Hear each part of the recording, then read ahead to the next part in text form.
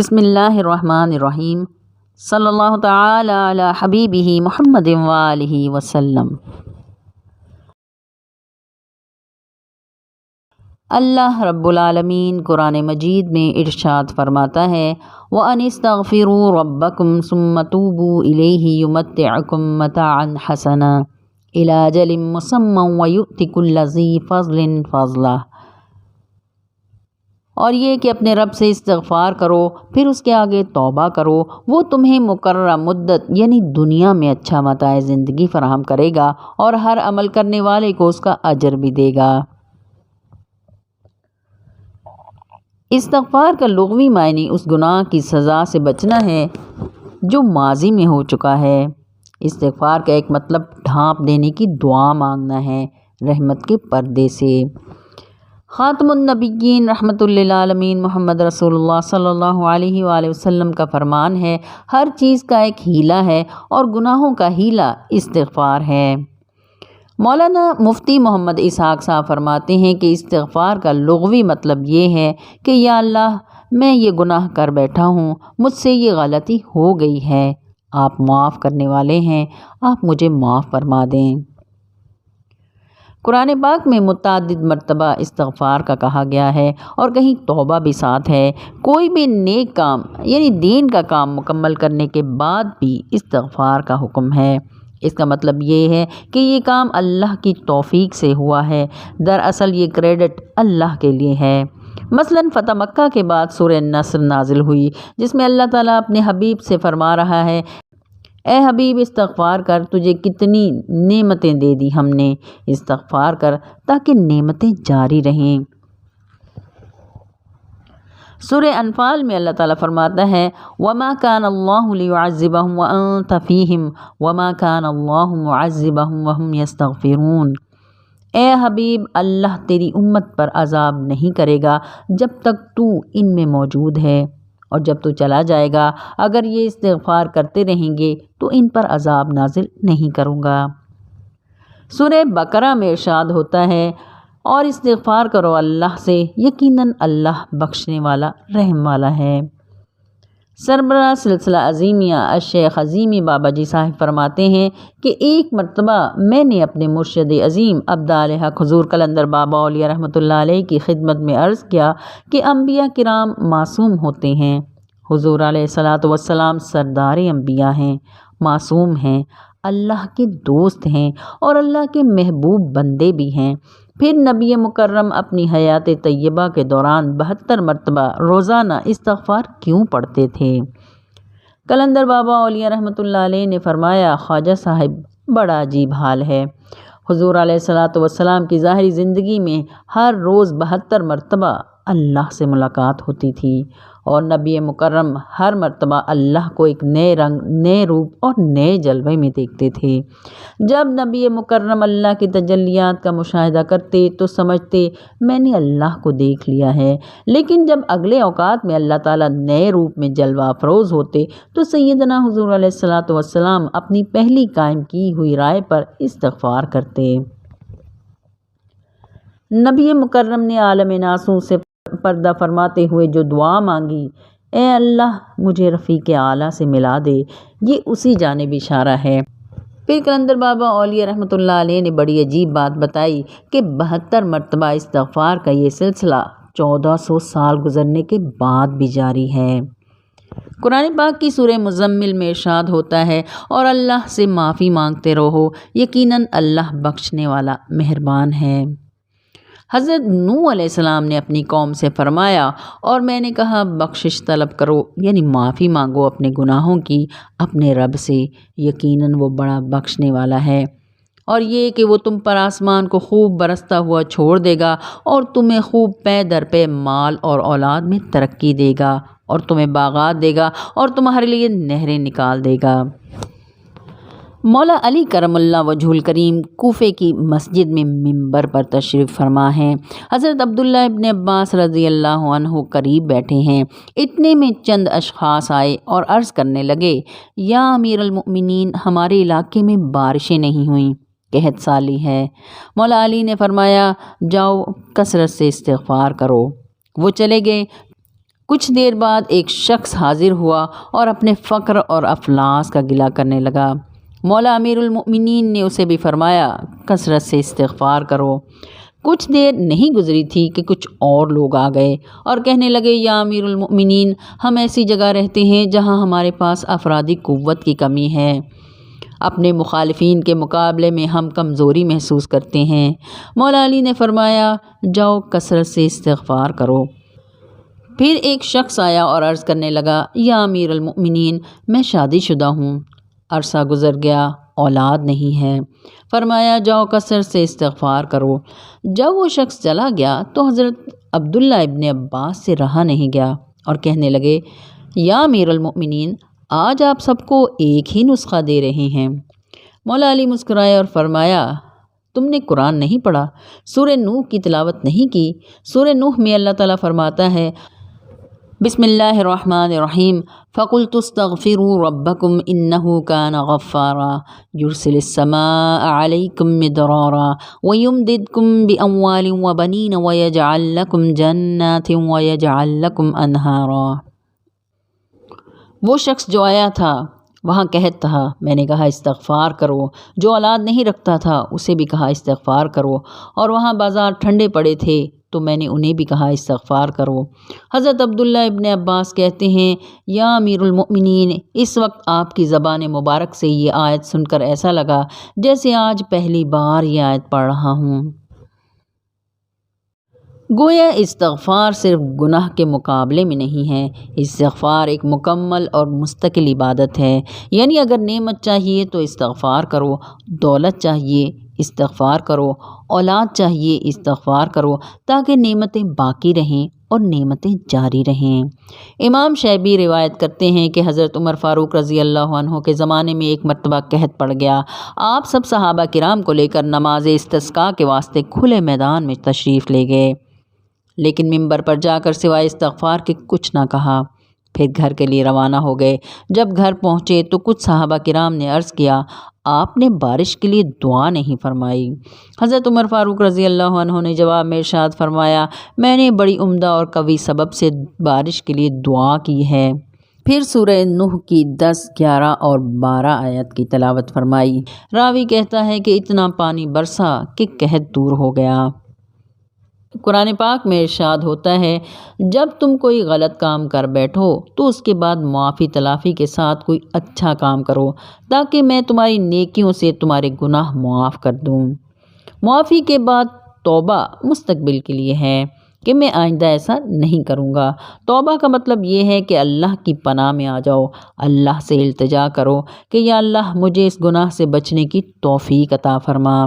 جناب واصف علی واصف فرماتے ہیں کہ آدمی خطا کا پتلا ہے، غلطی انسان کی سرشت میں شامل ہے۔ آدمی کا سب سے پہلا ایکٹ غلطی کرنا ہے اور اللہ غفور الرحیم کا پہلا ایکٹ معاف کر دینا ہے۔ قرآن پاک میں جا بجا فرمان الہی ہے استغفار کرو اور اسی کی طرف توبہ کرو۔ اللہ تعالیٰ نے آدم کو شجر ممنوعہ کے پاس جانے سے منع کیا تھا مگر آدم سے بھول ہو گئی۔ اب مکافات عمل کا قانون سزا حرکت میں آیا اور آدم جنت سے نکال دیے گئے۔ زمین پر اگر آدم نے استغفار توبہ شروع کر دی، اللہ سے عفو و درگزر کے خواستگار ہوئے۔ صاحباً غلطی کرنے کے باوجود آدم نے عاجزی کا مظاہرہ کیا اور عرض کیا کہ مجھ سے غلطی ہو گئی ہے، لیکن اس غلطی کا سبب سرکشی نہیں بلکہ نسیان اور بھول ہے۔ آدم کی اس عاجزی کو اللہ نے پسند فرمایا تو مکافات عمل کا قانون جزا حرکت میں آ گیا۔ آدم کی توبہ قبول ہوئی۔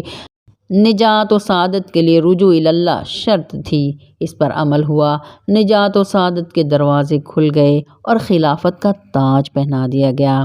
اسی طرح آدم کی اولاد میں جب کسی بندے سے غلطی ہوتی ہے اور بندہ غلطی کا اقرار کر کے توبہ استغفار کرتا ہے تو اللہ تعالیٰ اس کی توبہ قبول فرما لیتا ہے۔ حضرت بابا فرید الدین گنج شکر رحمۃ اللہ علیہ کتاب راحت القلوب میں فرماتے ہیں کہ ایک مرتبہ حضور پاک صلی اللہ علیہ وآلہ وسلم صحابہ کرام کے ساتھ تشریف فرما تھے اور گزشتہ پیغمبروں کے بارے میں گفتگو ہو رہی تھی۔ ایک صحابی نے عرض کیا یا رسول اللہ صلی اللہ علیہ وآلہ وسلم، میرا دل ایمان سے کس طرح آباد ہو کہ میں اس دنیا سے با ایمان جاؤں؟ اسی وقت حضرت جبرائیل علیہ السلام تشریف لائے اور یہ آیت کی تلاوت فرمائی، ربنا لا تزغ قلوبنا بعد اذ هديتنا وهب لنا من لدنك رحمة انك انت الوهاب۔ اے ہمارے رب، ہمارے دل ٹیڑھے نہ کر بعد اس کے کہ تو نے ہمیں ہدایت دی، اور اپنے پاس سے رحمت عطا فرما، بے شک تو بہت عطا کرنے والا ہے۔ نبی مکرم صلی اللہ علیہ وآلہ وسلم فرماتے ہیں کہ توبہ ندامت اور شرمندگی کا نام ہے۔ اللہ تعالیٰ کے نزدیک کوئی چیز اس سے زیادہ پسندیدہ نہیں کہ جوان آدمی توبہ کرے۔ گناہ تمہاری بیماری ہے اور اس کی دوا توبہ ہے۔ ہر آدمی خطا کار ہے، ان خطا کاروں میں وہ بہت اچھے ہیں جو سچے دل سے توبہ کریں اور اللہ کی طرف رجوع کریں۔ مولا علی کرم اللہ وجہ الکریم فرماتے ہیں کہ جو مصیبت نازل ہوتی ہے گناہوں کی وجہ سے نازل ہوتی ہے، اور جو مصیبت رفع ہوتی ہے توبہ کی وجہ سے رفع ہوتی ہے۔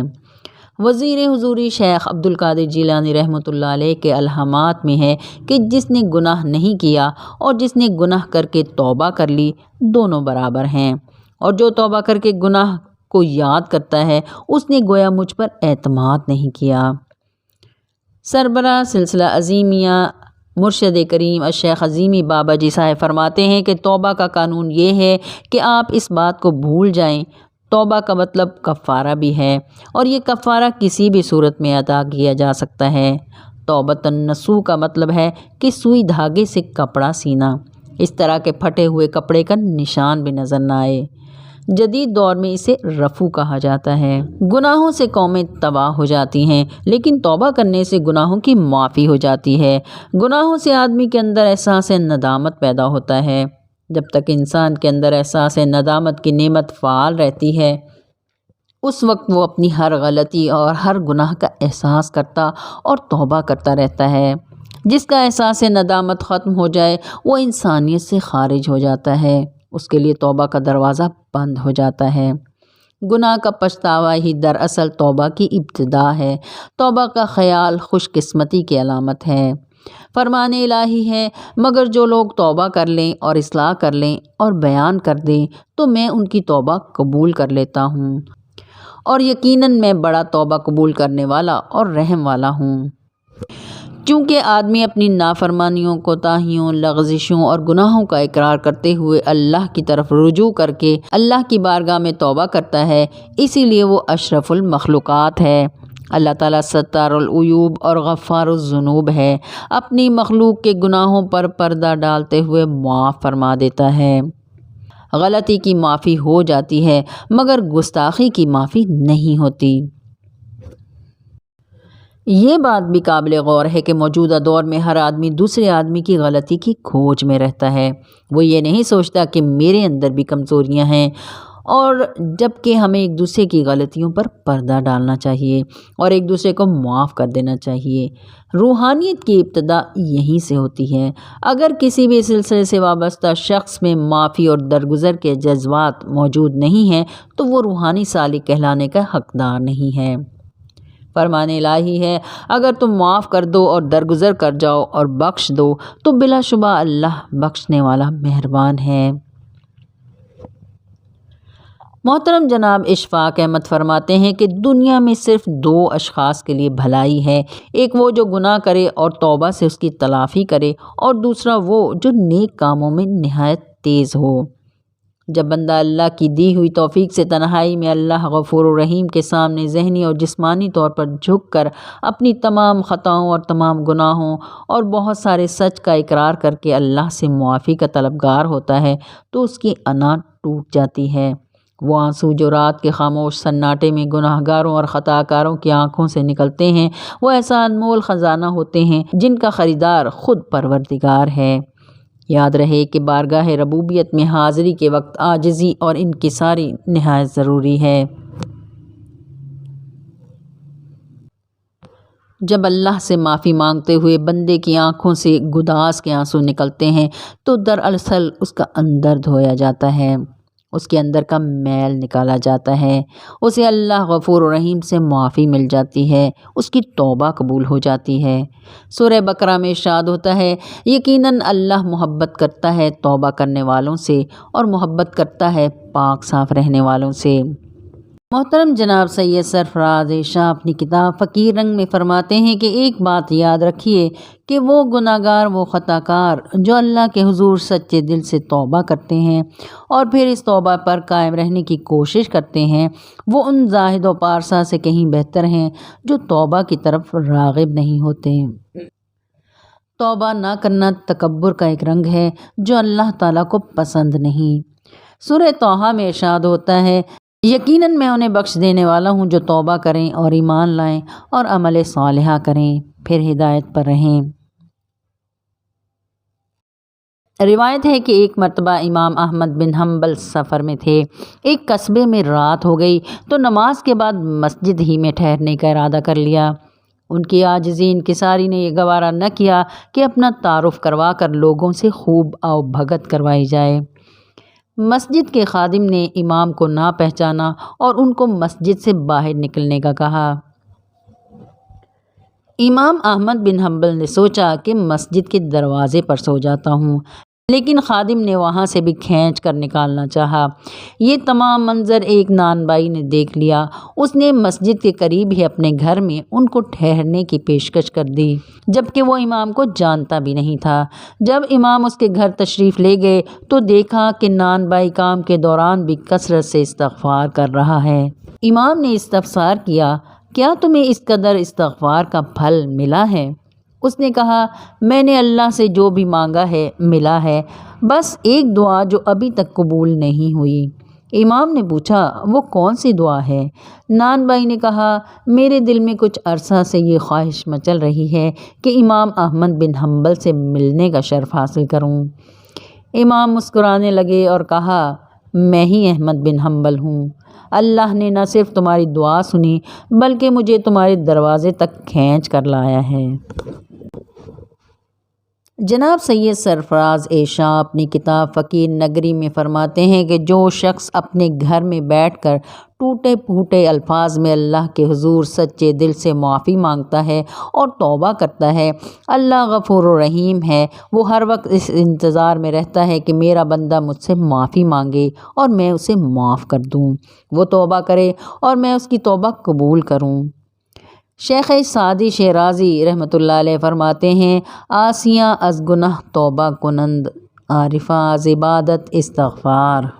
مولانا جلال الدین رومی رحمۃ اللہ علیہ کے مزار شریف کی عمارت کے صدر دروازے پر تحریر شدہ فارسی رباعی کا اردو ترجمہ یہ ہے واپس آ جا، واپس آ جا، تو جو کچھ بھی ہے واپس آ جا، اگر تو کافر اور مشرک اور بت پرست بھی ہے تو واپس آ جا، ہماری یہ درگاہ مایوسی اور نا امیدی کی بارگاہ نہیں، اگر تو 100 بار بھی توبہ توڑ چکا ہے پھر بھی واپس آ جا۔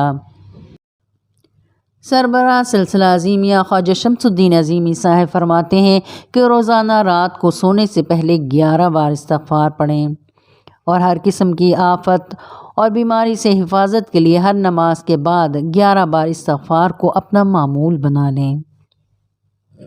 ربنا آتنا فی الدنیا حسنہ وفی الآخرۃ حسنہ وقنا عذاب النار۔